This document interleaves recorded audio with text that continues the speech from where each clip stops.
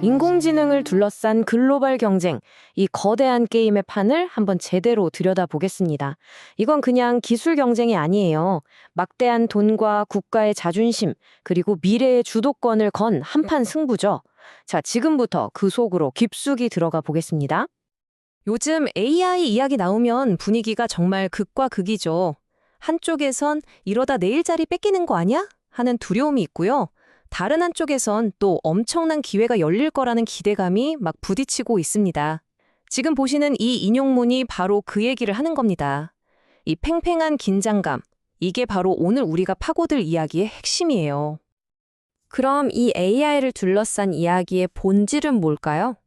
크게 세 가지로 볼 수 있어요. 첫째, 막연한 두려움. 둘째, 기회를 잡으려는 골드러시. 그리고 마지막으로 국자 간의 힘겨루기, 바로 지정학입니다.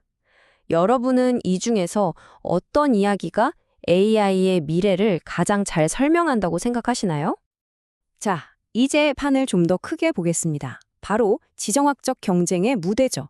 AI 패권이라는 왕을 잡기 위한 거대한 체스판 위에서 지금 미국과 중국 그리고 유럽이 각자 다른 전략으로 서로를 겨누고 있습니다. 미국과 유럽의 스타일 차이가 정말 흥미롭습니다. 미국은요, 그야말로 압도적인 돈의 힘으로 밀어붙입니다. 그냥 기초 모델 시장 전체를 사버리겠다는 기세죠. 반면에 유럽은 좀 더 실속을 챙기는 전략이에요. 미스트랄이나 디벨처럼 상대적으로 적은 돈으로도 높은 가치를 만들어내는 알짜배기 유니콘 기업들을 키워내는데 집중하고 있습니다. 미국의 스케일은요, 정말 상상을 초월합니다. 6천억 달러, 네, 무려 6천억 달러요. 이게 지금 백악관 차원에서 우리 이 정도는 AI에 쏟아 부어야 한다고 논의되는 액수입니다. 이러니 유럽의 성공이 아무리 대단해도 이 엄청난 숫자 앞에서는 좀 작아 보일 수밖에 없겠죠. 이게 바로 지금 벌어지고 있는 글로벌 자금 전쟁의 현실인 거죠. 그럼 마지막 플레이어, 중국은 어떨까요? 중국은 미국이나 유럽과는 또 완전히 다른 길을 갑니다. 국가가 아주 치밀한 계획을 세워서 BCI, 즉 뇌 컴퓨터 인터페이스라는 다음 세대 기술 시장을 통째로 먹으려 하고 있어요. 사람의 뇌랑 컴퓨터를 바로 연결하는 기술인데 이 기술의 국제 표준을 자기들이 만들겠다는 야심이죠. 유럽이 신중하게 규대법을 만드는 동안 중국은 이미 미래 기술의 규칙을 새로 쓰고 있는 겁니다. 이런 상황에서 유럽의 고민이 깊어질 수밖에 없는데요. 이 한마디가 그 현실을 적나라하게 보여줍니다. 프랑스 상원에서 마이크로소프트 임원에게 물었어요.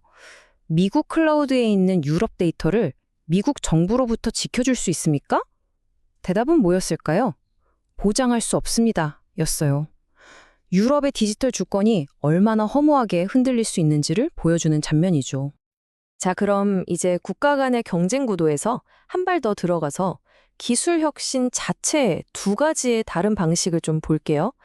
AI의 경쟁에선 크게 두 가지 흐름이 보여요. 하나는 엄청난 자원과 에너지를 쏟아붓는 압도적인 힘의 방식. 또 다른 하나는 조용하지만 판도를 뒤집을 수 있는 조용한 혁명입니다. 압도적인 힘 방식이 뭔지 딱 보여주는 숫자입니다. 860메가와트. 이게 노르웨이에 들어설 구글 데이터 센터 딱 한 곳에서 쓸 걸로 예상되는 전력량이에요. 어느 정도냐면 노르웨이 나라 전체가 쓰는 전기의 5%에 달하는 양입니다. 정말 어마어마하죠. 하지만 이런 방식만 있는 건 아닙니다. 완전히 다른 길도 있어요. 바로 광자 컴퓨팅 같은 기술이죠. 전기가 아니라 빛으로 계산하는 건데 이게 상용화되면 지금처럼 전기를 엄청나게 먹는 패러다임을 완전히 뒤집을 수 있습니다.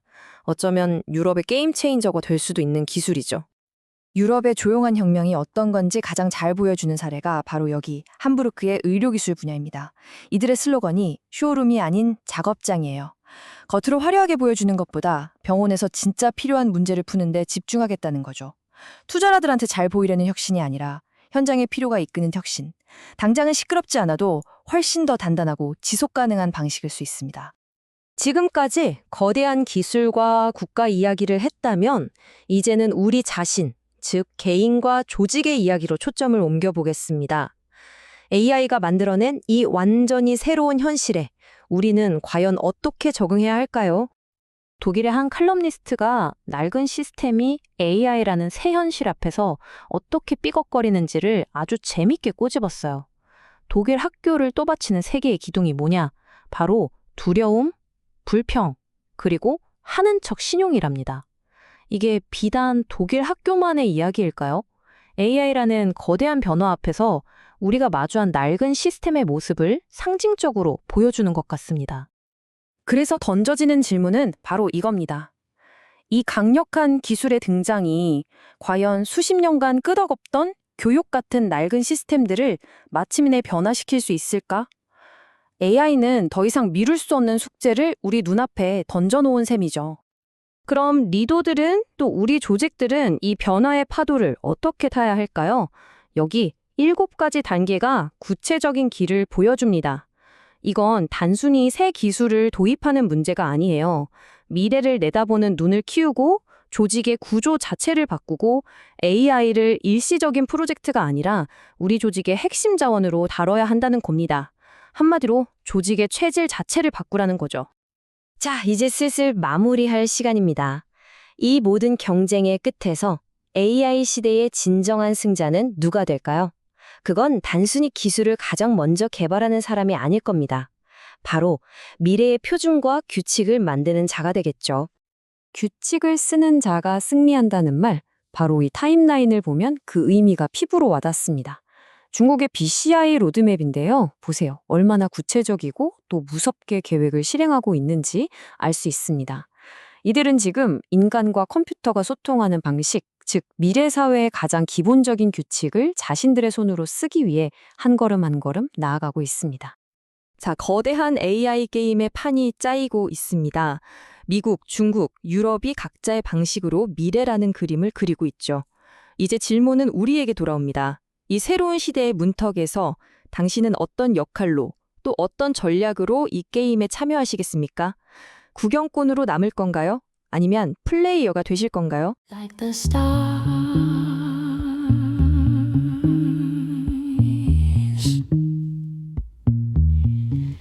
in the multidimensional universe, in the dust in the dawn of a new era, indisputable affirmation, alignment, conclusion, fair geometry across perceptional frequencies, somewhat beyond reality. A place that is hardly a place where Riemann assumption collapses. New scales to rationalize the analogues across dimensions. Continuously discrete. Self-referential. Fractal. Varieties beyond Mandelbrot, new coastal-like shapes and endless within the seemingly limited universes. Entanglement, interleaving, interconnection, clasping, intersection, interstellar within the frequencies within 5D reference context. Mind-blowing complexities, multiples of multiples, quantities in quantities, and yet minimalist simplicity. Parallel, random, macro pattern, glitchy, chaotic, freely evolving form within golden section ratio, self-repetitive patterns in patterns, beyond the beyond, meaningful nothingness, flowery blossom, like the stars